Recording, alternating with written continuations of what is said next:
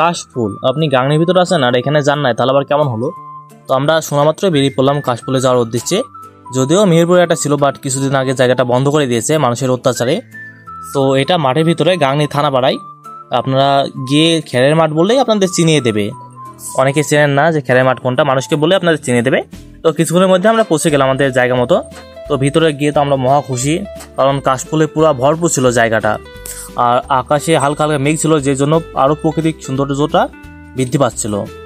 তো আমি এদিকে পুরো হয়তো অনেক খুশি কাশফুল পেয়ে।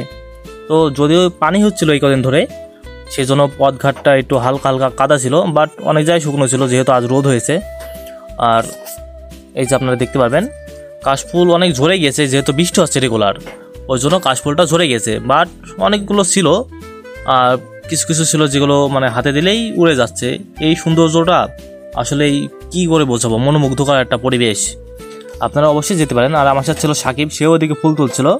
আর আমি তো আপনাদের দেখাতেই ব্যস্ত, যেহেতু এত সুন্দর একটা পরিবেশ আর আমাদের আশপাশে তো নাই এত সুন্দর জায়গা, কাশফুলে ভরপুর।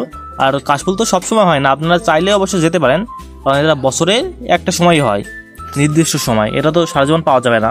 অবশ্যই যাবেন প্রাকৃতিক সৌন্দর্য উপভোগ করার জন্য। তো তো আমি ওইদিকে ফুল তুলতে লাগলাম, আর ফুল তুলতে তুলতে অনেক সময় হয়ে গেল। ভাবলাম যে প্রায় বিকালের দিকে চলে এসছে। তো যেহেতু বিকাল হয়ে গেছে, ভাবলাম যে বাড়ির দিকে যাই, বাট বাড়ির দিকে যেতে ইচ্ছা করছিল না, এত সুন্দর একটা পরিবেশ থেকে যেতে ইচ্ছাই করে। এই যে আমার হাতে দেখতে পারবেন আপনারা যে ফুল ঝেঁকাচ্ছি, উড়ে উড়ে যাচ্ছে, এগুলো হলো হয়তো বৃষ্টির কারণে এমন হয়েছে।